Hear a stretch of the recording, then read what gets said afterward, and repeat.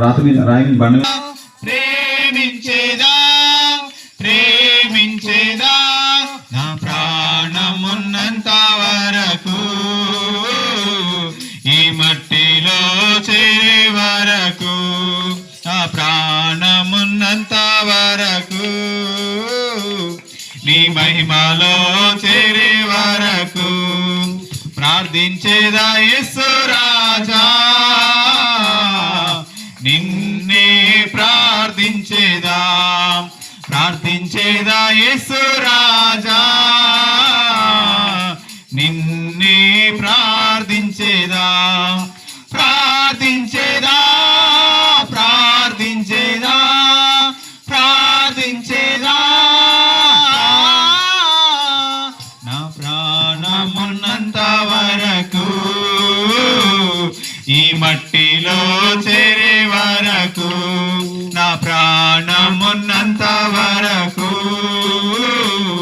నీ మహిమలో చేరే వరకు యేసయ్యా నీ నామానికి మహిమ కలుగును గాక.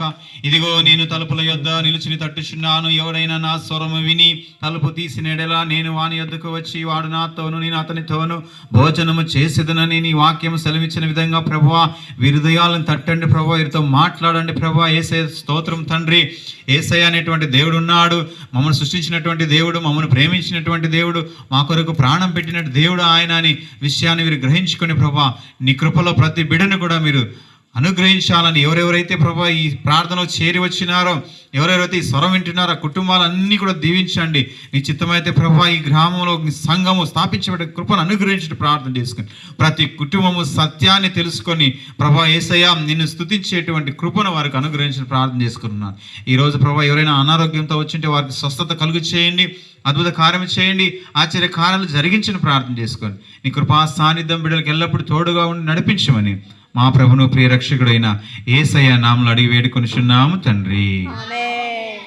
అబ్రాహ్మణ ఒక పాట పాడుచుండగా మీరందరికీ ప్రార్థన చేస్తాం. అందరూ కూడా చేతులు జోడించుకోండి. మీకు ఏదైనా దేవుడు నుంచి మీరు ఆశపడుచున్నారా, ఆరోగ్యం కావచ్చు, ఎడ్యుకేషన్ కావచ్చు, ఏదైనా సమస్యలు కావచ్చు, నేను ప్రార్థన చేసే సమయంలో అన్నీ కూడా